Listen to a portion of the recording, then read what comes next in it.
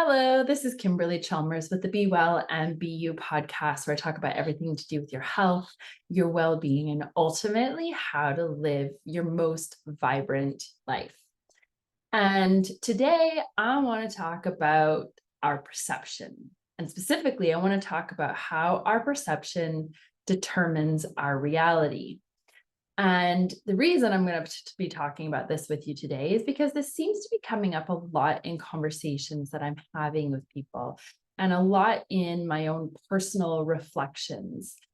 And I think really for myself, ever since I began in business about 20 years ago, I started to shift some of the beliefs that I had about my own life. For instance, I once thought I was a victim to all my circumstances. And then as I began to get into business and I began to read books that had to do with personal development and expanding yourself, I began to recognize some patterns in myself that weren't necessarily true. They weren't necessarily things that had to be locked in, even though up until that point, I might have told you vehemently that I am that person who always gets sick, or I am that person who was born poor, is always going to be poor, or, I'm not math minded, so I'm therefore not money minded, or whatever. I mean, there were any number of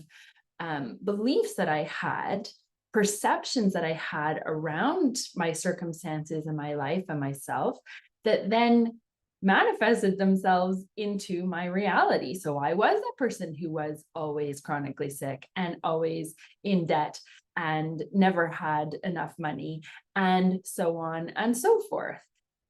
And recently had a conversation with some friends around this concept of menopause and perimenopausal symptoms specifically. So if you're not really aware, menopause is actually a year after the time you have had your last cycle. So literally, if you had your last cycle for a woman April 1st of this year, and then by the end of April the following year, or sorry, end of March the following year, and you had no more cycles during that time, you now are considered a woman who is in menopause. Menopause being the completion of your hormonal moon cycles. Okay.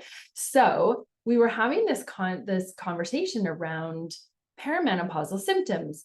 And I mean, most of us know, if we live in North American countries, that women tend to start to have things like we call hot flashes or hormonal changes or shifts in the fogginess in your mind and all these kinds of things. And so we attribute these things to perimenopausal symptoms, and we kind of delight in the day when all of that completes and finishes.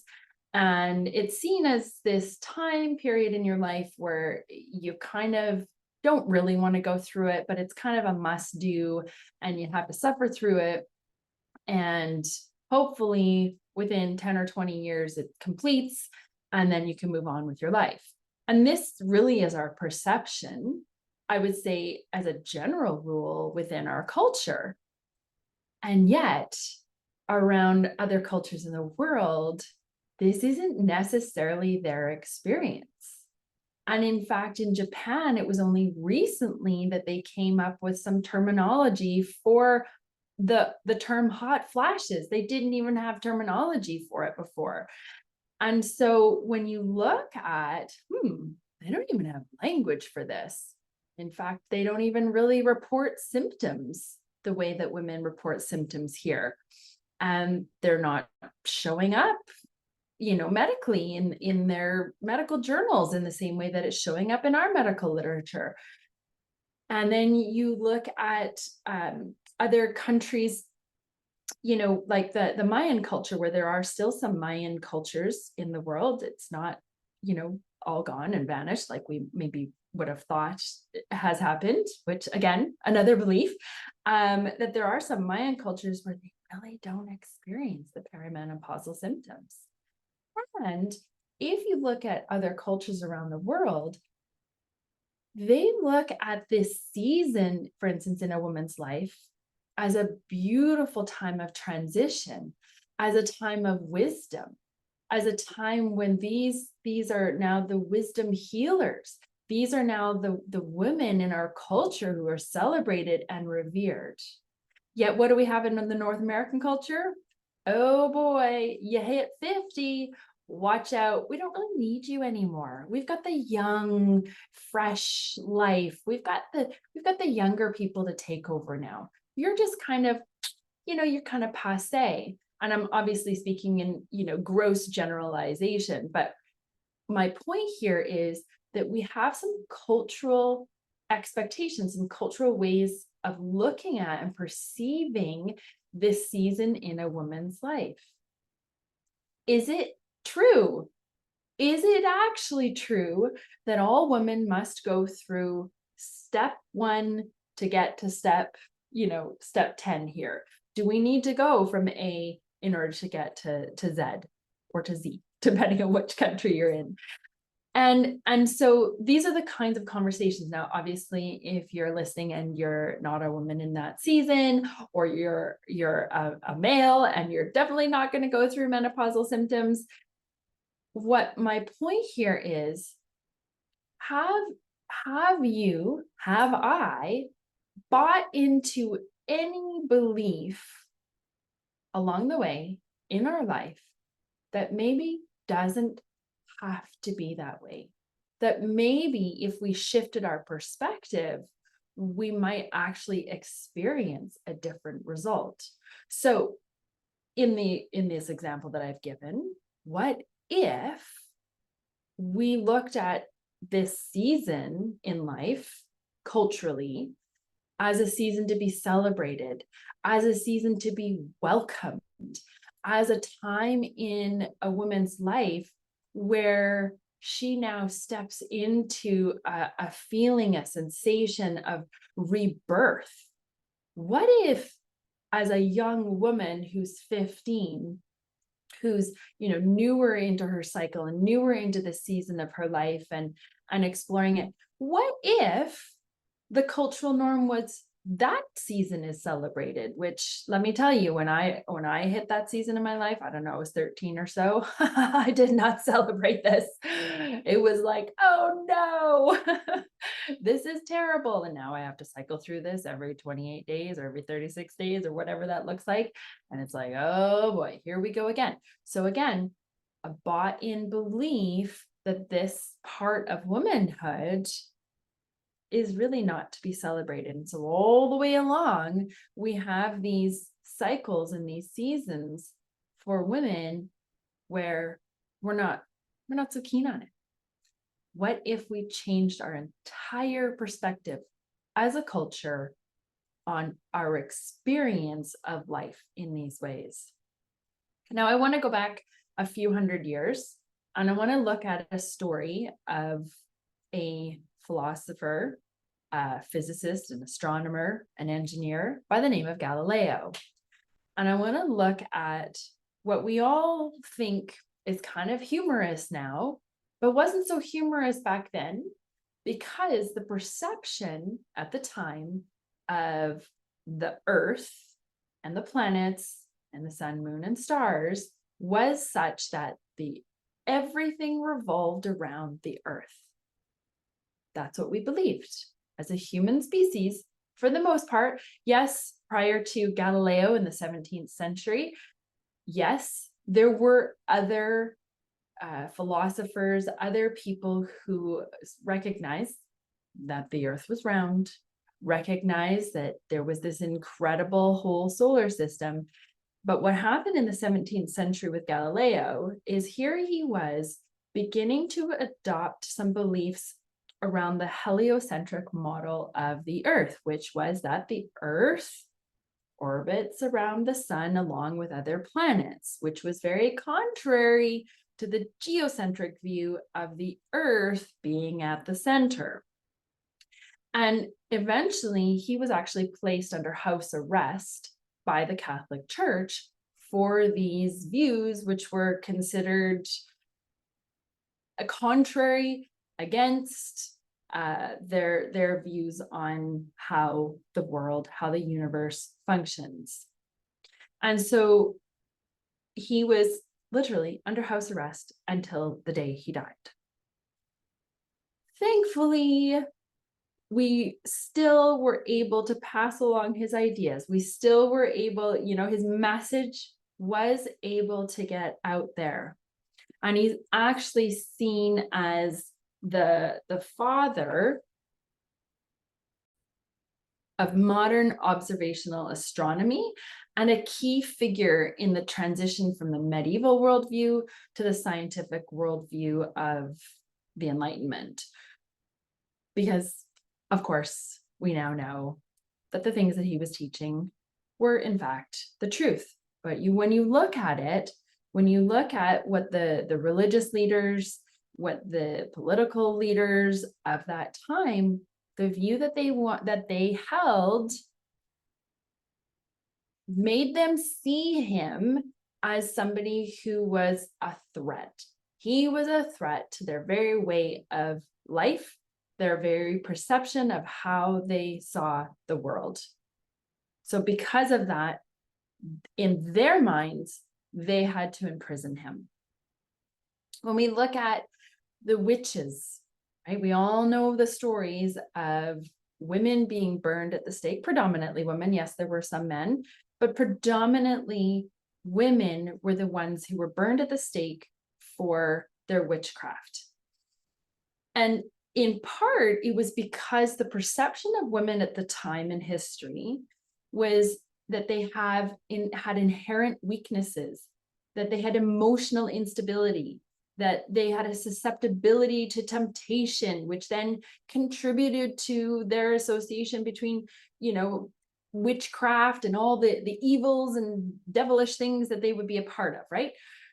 So when they were looking for scapegoats for things like anything that couldn't be explained, like crop failures or diseases or whatever, women were an easy target because their perception was that these women didn't necessarily have all the faculties, that women didn't necessarily, contribute in the way that men could contribute. And so it was very easy to look upon women in particular as being a threat. And their perception was that these witches made pacts with the devil in order to gain supernatural powers. So that was the perception.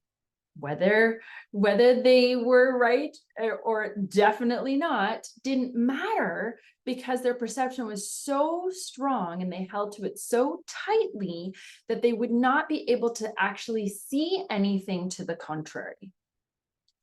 Now, this might seem like an extreme case, but we don't have to look very far in history for those of us living in, the common era, to see how, as humans, we can get so wound up and so tight with our beliefs and our perceptions that we become incapable of seeing something else. And, you look back in the years 2020 to now, where we became ultra polarized in our views.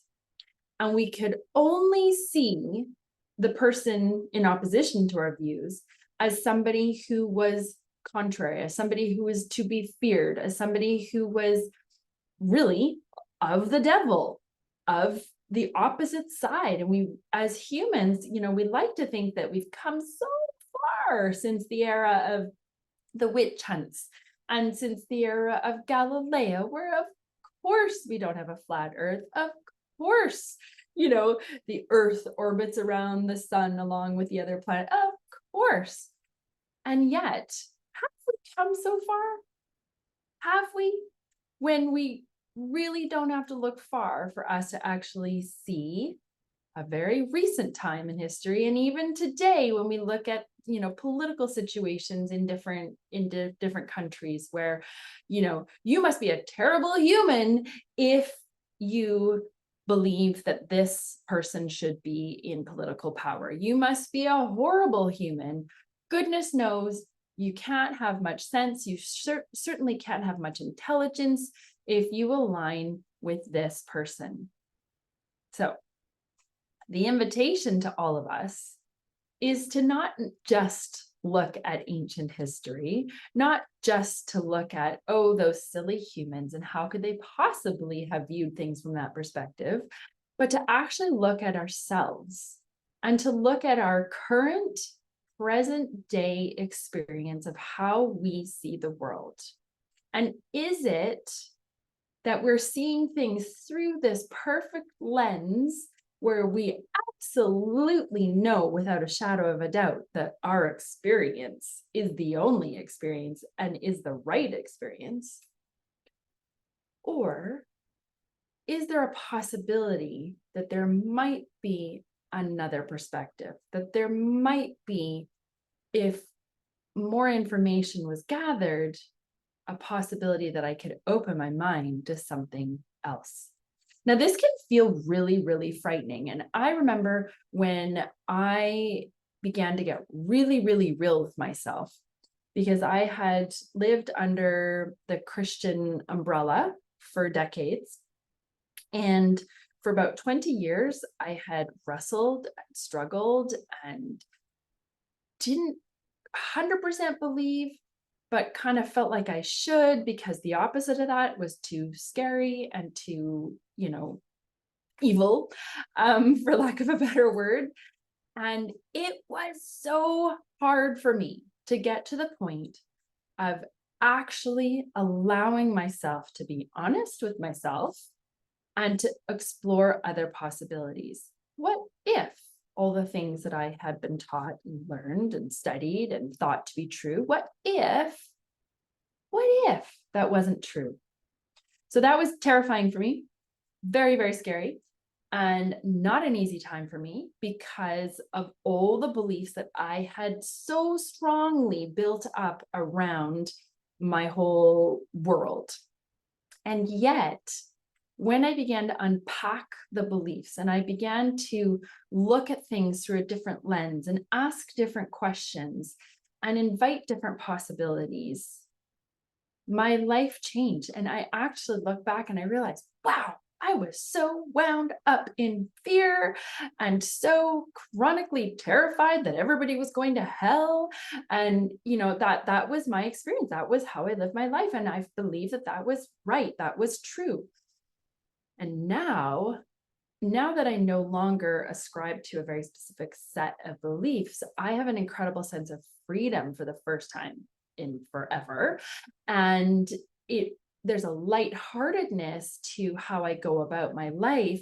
And I'm actually able to be really present. Not always. I'm a work in progress, but I'm much more able to be present and to just be with someone instead of always worrying about their future and trying to convert them somehow with my, ways. And now I can actually just be with someone, truly, totally accepting them. My point of this story is not to tell you that there's something wrong with Christianity or wrong with religion, because let me tell you, we all come to this earth with a different experience. And we're all here to learn in different ways. And if your religion or your faith, your set of beliefs is really working for you right now, then I honor that. Absolutely. So that my point is not to try to dissuade you from whatever beliefs that you have. My point is to say there's such value in each of us coming from the place of curiosity with anything we're believing. In fact, I was having a conversation with a friend not that long ago who was upset about an interaction that they had had with their friend. And when we unpacked it, I suggested to my friend, hey, I wonder if maybe the things that you're assuming about the text messages that you've received, if maybe that's not the intended meaning. Maybe that's not at all the intended meaning. Maybe your perception is having you draw some conclusion that's maybe not even relevant. Now, I don't know the full outcome of what came about from that, But let me tell you the relief that my friend had when they went, oh yeah, maybe there's another story here, or maybe it's just not relevant. Maybe the only thing I can do is just focus on myself and focus on what I'm up to today and offering myself some love and compassion instead of getting all tied up in a knot about what may or may not be coming at me from somebody else, right? And so how often are we doing this in our life? How often are we receiving a message and interpreting it? And what are we interpreting it based on? We're interpreting it based on how we're feeling in the moment. We're interpreting it based on our experiences. So maybe all of our experience to date have led us to this idea that, well, if they said this word to me, then this means X, Y, Z. It's so easy to do this. We're maybe in a relationship with somebody and that relationship ends poorly in our minds. And then we get into another relationship and we begin to interpret everything that other person is doing based on our past experience, based on, let's say the past experience, the person cheated on us. And now we're in this new relationship. And now anytime the person is late or anytime the person doesn't send an I love you emoji or whatever, I'm just making this up, obviously, but we go to that place of, what if they're cheating on me again? And you know what happens, right? You know what happens when we continually, let's say we're in this relationship, we have this assumption that, all people cheat. And now we start, every time the person is late or every time the person does something that we think, maybe, we start questioning them. It might start internally in our minds. And then we might start attacking the person verbally. We might start, criticizing them, or we might start going on and on and on about how, they're not doing what they should be doing, or they're not good enough, or whatever it is that we're now saying. So we've thought in our minds, now we're bringing it out right out into the open. And what happens eventually? That person pulls away because they can't take the attacks and the judgments and the accusations, thereby now bringing about exactly what we were afraid of in the first place. So you can see how our perception can lead us to exactly what we have decided about life. It's going to bring us right back to that place. It's going to affirm for us that we were right all along. However, if we went into our next relationship or relationships with the perspective of, you know what, I experienced this thing in this previous relationship, didn't work out so well, and I'm open to the possibilities in this new relationship that I can trust, and this person is worth my trust, and I'm open to the possibilities that we can have a healthy relationship. So you can see the difference between what if this person is going to do the same things versus, like I'm super open here. I'm welcoming the possibilities. A lot of what we make our decisions in life and where our perceptions come from and our beliefs come from are cultural attitudes and cultural beliefs. So we were talking about that in terms of menopause and perimenopause. And when you look at cultural beliefs around relationships, and now we look at, for instance, divorce. And yes, I am divorced 9 years ago. And so I definitely fit within that statistic. And we've all been taught most relationships end up in divorce, or 50% of relationships end up in divorce, or 70% of relationships end up in divorce. Now imagine if we continue to teach this, if we continue to create this belief in our culture that that's just what happens, it's just the norm. What does that now build in with our children and the upcoming generation? Oh, well, you know what? It's just what happens. You get married or you live together and it ends. It just ends. It's just what happens. If we continue to perpetuate this, it becomes a belief and it becomes the foundation and it becomes the way in which we perceive everything. And it's the way in which we now act. And it's the way in which now things begin to continue to happen. What if we had a different belief? What if we didn't look at the statistics in the same way? What if we thought to ourselves, well, wait a second. What's the root issue? Why is it that so many relationships are ending? What if we looked at relationships in a different way? What if we looked at, getting counseling before we get into a relationship? What if we looked at having therapies during relationship? What if we looked at a different way of dating? What if we looked at, this other person, they're not meant to fill me up. We all know that Jerry Maguire moment where he says, you complete me. And it's like, now we have the weird belief like this other person is supposed to complete us. What if fundamentally we do not believe that somebody else is here to complete us? What if fundamentally we believe that we are whole and complete in and of ourselves? What if fundamentally we see that other person as a beautiful mirror for us, as a way to reveal to us all the things that we're here to continue to learn and to grow in? What if we see that other person as their own being, as somebody who is also growing and also learning, and how we are now a mirror and a reflection for them to learn and to grow? What if we see the entire experience as this beautiful place for us to grow and to wrestle and, to have those challenging times, but to be able to work through it and to problem solve and to look for solutions and to find resolutions and to continue to grow and move through life together? What if we saw things from a completely different perspective? Would that change how we now experience life?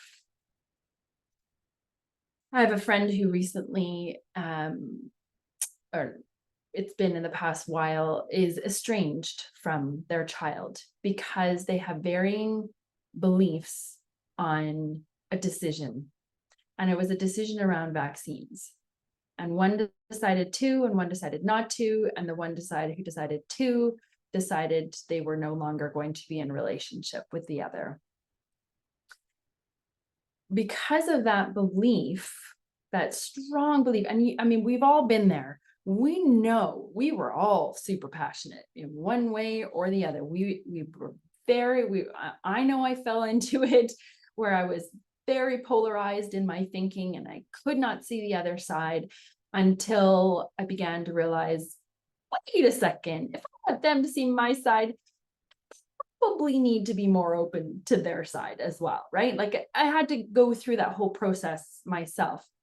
And yet there are people who are still very much immersed in this polarization, where if you think something different, if you believe something different, then therefore I can no longer be in relationship with you. What if we can hold diabolically differing views on something, completely contrasting views? And what if we can still be in relationship with one another? What if we can hold those contrasts and continue to celebrate the other person, to continue to be in relationship, to continue to hold them in a place of honor and welcoming of who they are as a human being? What if we can actually come from a place of understanding versus condemnation and judgment and shame and blame? What would our world be like if we could all stand in that kind of place? What if we could hold space for one another, even though we have incredibly different views? even though I might have said something that was politically incorrect, or you might have said something that was completely politically insensitive. I mean, goodness knows nowadays we cannot say much without somebody being offended. What if we weren't offended? What if we stood in the place of, well, that's not a perspective that I hold, and I hold something very different. But I'm actually understanding where you're coming from. I'm actually looking at you as a whole human with your own life experiences, with all the things that you believe, and I'm seeing that from a place of understanding and compassion versus I'm crossing you out of my life. I mean, this whole cancel culture thing. I mean, like, it boggles my mind, from major corporations canceling somebody because they said something on Twitter, to, families who can no longer be in relationship and are completely severed because somebody said something or somebody believes something that is different. What if we came from a place of, wow, this is a vast world, and among the billions of people, there are equally as many different perspectives, differing ways of looking at something, different religions, different concepts of how we heal our body. And speaking of healing, we've all bought into this perspective, or I shouldn't say all. I'm obviously using very big generalizations today, so bear with me. But we've bought into, especially in North America, to this perspective with the medical profession as they're the experts, they have the training, they're the healers, and the medicine and cutting me open is the only way forward. What if we had a completely radical different view? What if we looked at the ancient cultures and ancient wisdom around healing and how our bodies are innately gifted in the ability to heal? I mean, you get a cut, and what does your body do? It gets to work, and that cut is healed.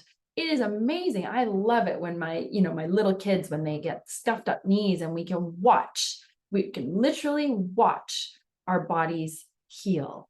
And I mean, when you've got little kids, oh my gosh, it's happening all the time. You got elbow scrapes and hand scrapes and knee scrapes, and the body heals. What if we changed our entire perspective from somebody else is needed in order to intervene to my body has this incredible ability to heal, and sometimes I'm going to invite intervention. Sometimes I'm going to invite different healers and different modalities to complement what I am up to and to really support and facilitate that healing practice. What if, instead of looking at it from a reactive point of view, from putting a Band-Aid on something or just slapping a pharmaceutical drug onto whatever symptoms we have, what if we looked at all the symptoms that we're having as an invitation for us to do the inner work, an invitation for us to look at who we are and, have I got some emotions right now that are coming to the surface in a physical way and showing up so that I can do the inner work and heal and don't even need a diagnosis. And if you followed my podcast for the past few years, you've heard that I received an autoimmune diagnosis several years ago now, and really didn't actually intend to go to get treated or to have a diagnosis, but my mom at the time was quite concerned about what was going on and really insisted upon it. And I thought, well, maybe I should just go get it checked out. So sure enough, get this diagnosis. And I laughed. I literally laughed. And the rheumatologist says to me, this isn't funny. This is serious. And you really need, or probably going to need to be on medication for the rest of your life. And I'm like, I'm so sorry. I'm like, right. Okay. So I don't mean to laugh at you. I'm just laughing because I'm recognizing right now that this is for me. This is for me to do my own healing. And I don't remember exactly what I said, but I know internally I was looking at, it's an incredible invitation for me to see why I got sick in the first place. Why did this come up? And how can I then move forward and heal? You see, because in the past, remember, I was a victim to all the colds and flus and bugs and whatever it was that I got. And now I recognize, because my perception is totally different now, I recognize the innate ability for our bodies to heal. I also recognize that our bodies are sending us messages on the daily about what's up for us. So that knee ache, or the kidneys that are acting up, or the headache, or the elbow pain, whatever it is all for me to look at. Oh, what's underlying that? What's there for me? And there's a couple of great books, like Louise Hay's book, I forget what it's called, Heal Yourself, I believe.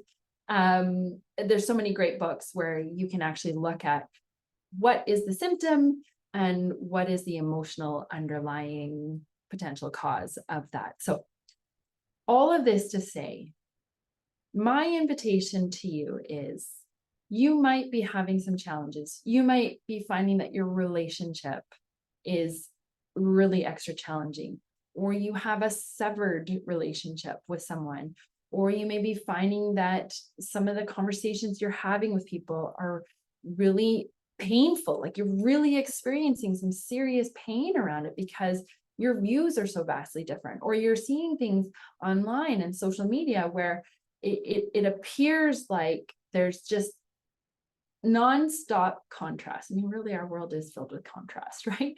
Light and dark, and hot and cold. I mean, we are full of contrast. And so definitely as humans, that is our experience. But my invitation to you today is, as you go about the next several days here, challenge yourself to look at things differently. Challenge yourself when you're having a conversation to go, oh, maybe they didn't mean that. Maybe they meant something else. Maybe it's possible I'm misreading this. Maybe it's possible I'm misinterpreting this. Or when you're engaged with some philosophical debate, or something you're learning about and hearing about, question it. Go deeper. Get different opinions. I was just speaking with someone last night who's in my choir, which I've told you before, love my choir. It was a brilliant community, and we have so much fun together. And she was talking about how she was reading about certain Indigenous people groups, and she actually had a whole variety of books that she kept recommending to a couple of gals.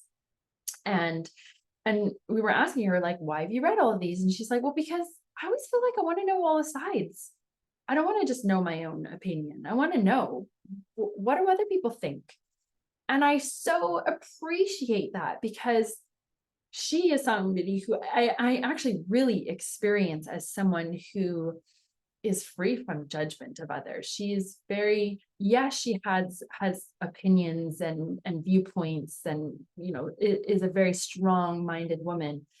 And she is gracious and loving and kind-hearted and able to see other sides of things, able to open her mind to things that don't necessarily fit what she maybe once believed or once thought.